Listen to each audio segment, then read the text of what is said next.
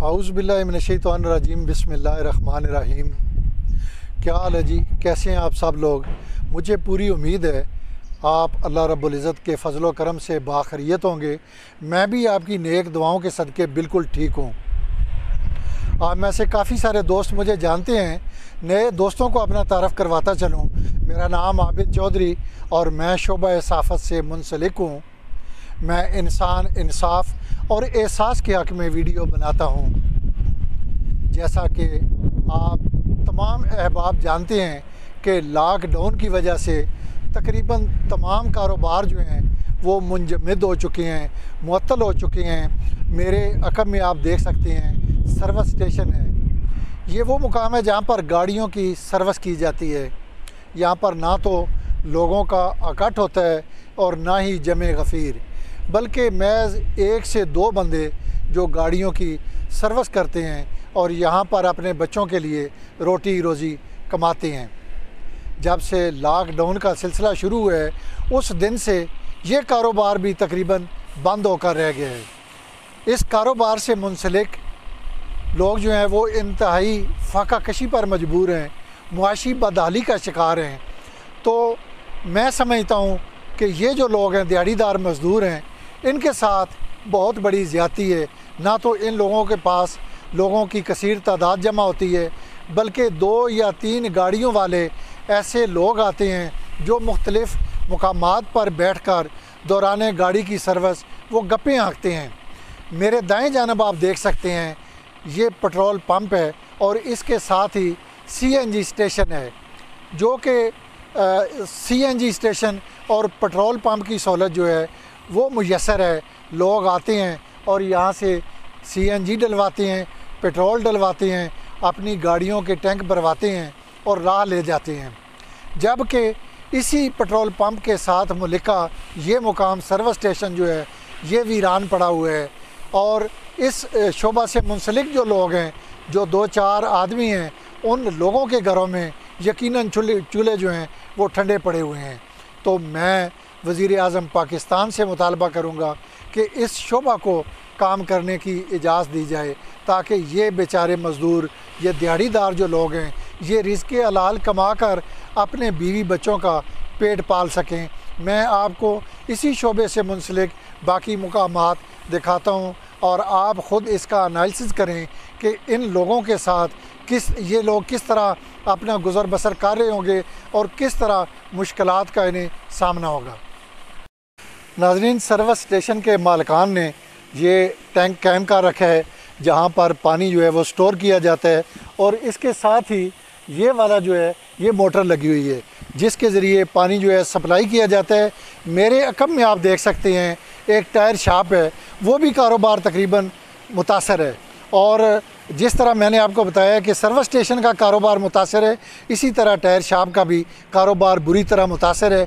ये वो लोग हैं जो मेहनत मजदूरी करके अपने बीवी बच्चों का पेट पालते हैं, लेकिन अगर इन्हें हम लोगों ने काम न करने दिया, अगर ये इसी तरह मुआशी बदहाली का शिकार रहे, तो यकीनन फिर ये कोई और रास्ता अपनाएंगे जो कि सफ़ेद पोश लोगों के लिए मुश्किलात का बायस बनेगा।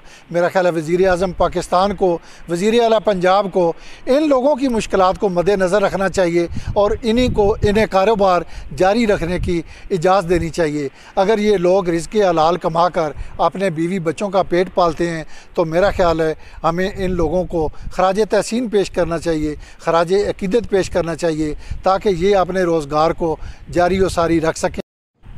नाज़रीन, मैं इस वक्त गौसिया CNG पर पहुंच चुका हूं और आप देख सकते हैं कि गौसिया CNG का जो सर्विस स्टेशन है, यहाँ पर गाड़ियां मौजूद हैं और गाड़ियों को सर्विस ना होने की वजह से जो मालिकान हैं वो यहीं पर गाड़ियां खड़ी करके जा चुके हैं।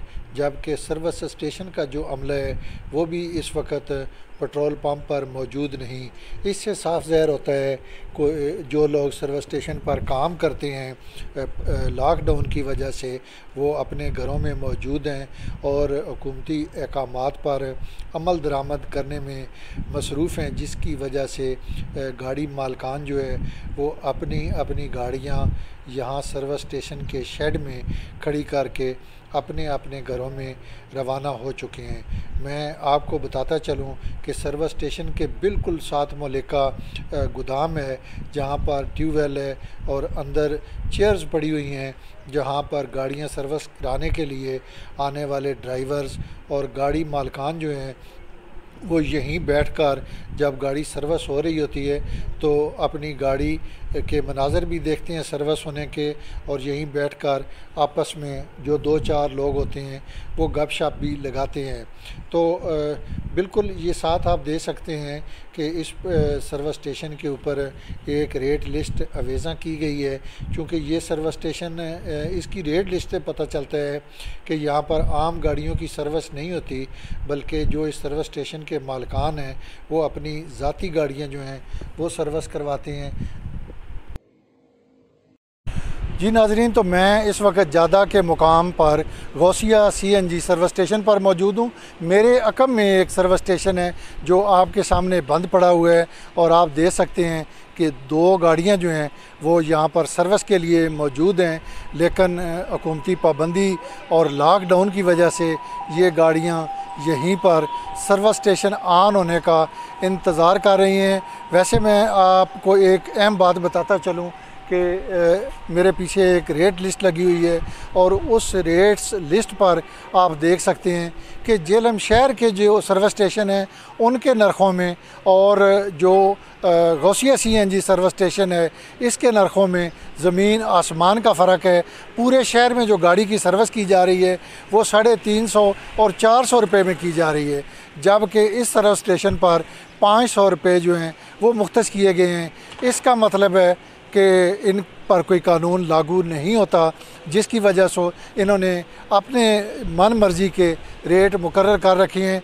तो नाज़रीन, हम एक और सर्विस स्टेशन का विज़िट करेंगे और आपको दिखाएंगे कि इन सर्विस स्टेशन की क्या पोजीशन है और किस तरह जो लोग यहाँ पर काम करते थे वो बेचारे काम ख़त्म करके अपने घरों को जा चुके हैं और अपने बीवी बच्चों के लिए वो दर बदर की ठोकरें खाने पर मजबूर हैं। तो नाज़रीन, इस वक्त मैं कचहरी रोड पर कायम सर्विस स्टेशन पर पहुंच गया हूं, और आप देख सकते हैं कि सर्विस स्टेशन के मालिकान ने सर्विस स्टेशन को ताले लगाकर इसके जो दाखिली दरवाज़ा है उसे बंद कर रखा है, और अंदर ही जो गाड़ियां खड़ी हैं वो अंदर महफूज हैं, लेकिन बाहर सर्विस स्टेशन का जो दाखिली गेट है, जो दाखिली मरकज़ी दरवाज़ा जिसे हम कहते हैं, वो मालकान ने बंद कर रखा है। और इस सर्विस स्टेशन के बंद होने की भी बुनियादी वजह जो है वो हुकूमती लॉकडाउन है, चूँकि हुकूमत ने दफ़ा 144 नाफिज कर रखी है, और जितने भी मेहनत कश हैं, जितने भी गरीब लोग हैं जो इस सर्विस स्टेशन पर आकर मेहनत मजदूरी करके अपने बीवी बच्चों के लिए रिज़्क़ रोटी कमाते थे, हुकूमती लॉकडाउन पर अमल दरामद करते हुए वो अपने घरों का रुख इख्तियार कर चुके हैं, और सर्विस स्टेशन को बाहर से ताला लगा दिया है, और अब ये सर्विस स्टेशन एक वीरानी की मंजर कशी कर रहा है। तो नाज़रीन, अब हम रुख करते हैं सिविल लाइन रोड यानी ज़िला कचहरी के बिल्कुल सामने पैरामाउंट सर्विस स्टेशन है, जहां पर गाड़ियां जो है वो सर्विस की जाती थीं, और लोग यहां पर अपनी गाड़ियां लेकर आते थे, और यहां पर जो मेहनत कश हैं वो गाड़ियां सर्विस करके अपने बीवी बच्चों के लिए रिज़्क़ कमाते थे। हुकूमती लॉकडाउन की वजह से ये पैरामाउंट सर्विस स्टेशन जो है इसका बोर्ड आपको बिल्कुल वाज़िह नज़र आ रहा होगा, और इसके दाखिली गेट पर दरवाज़ा भी बिल्कुल वाज़िह लगा, दरवाज़े पर ताला लगा हुआ भी नज़र आ रहा है। इससे ज़ाहिर होता है कि ये बेचारे जितने मेहनत मजदूरी करने वाले दिहाड़ीदार लोग थे उनका कारोबार मुकम्मल ठप हो चुका है, और ये मेहनत कश अब अपने अपने घरों में बीवी बच्चों के साथ हुकूमती अहकामात पर अमल दरामद करते हुए घरों में मैसूर हैं।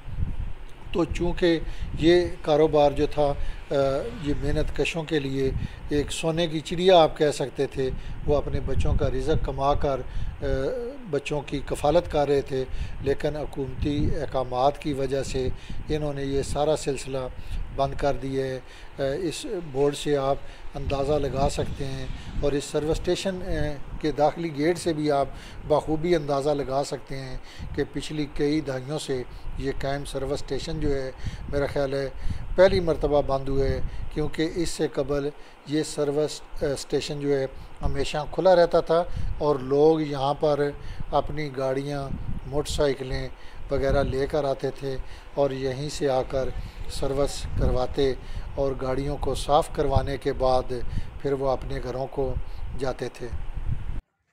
मेरी आपसे भी दरख्वास्त है कि आप ये मनाज़र देखकर बखूबी अंदाज़ा लगा सकते हैं कि कोरोना वायरस की वजह से किस तरह हमारे भाई जो हैं, जो दिहाड़ीदार मेहनत कश हैं, वो मुआशी बदहाली का शिकार हुए हैं। मैं आपसे यही दरख्वास्त करूँगा कि आप भी अल्लाह रब्बुल इज़्ज़त के हज़ूर सजदा मसजूद होकर ये दुआ करें कि ये जो मौजूदा मूज़ी वायरस है इसका ख़ात्मा हो। अल्लाह रब्बुल इज़्ज़त ने हमें बेहतरीन एक मौका मुयस्सर किया है माह सियाम का। अल्लाह रब्बुल इज़्ज़त ये दोबारा रौनकें बहाल करे।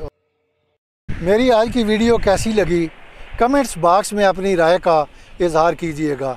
मेरे YouTube चैनल को सब्सक्राइब करें, घंटी वाले बटन को दबाएं, दोस्त अहबाब के साथ शेयर करें। ज़िंदगी रही तो इंशाअल्लाह फिर मुलाकात होगी एक नई वीडियो के साथ, एक नए व्लॉग के साथ। तब तक के लिए मुझे दीजिए इजाज़त। अल्लाह हाफ़िज़।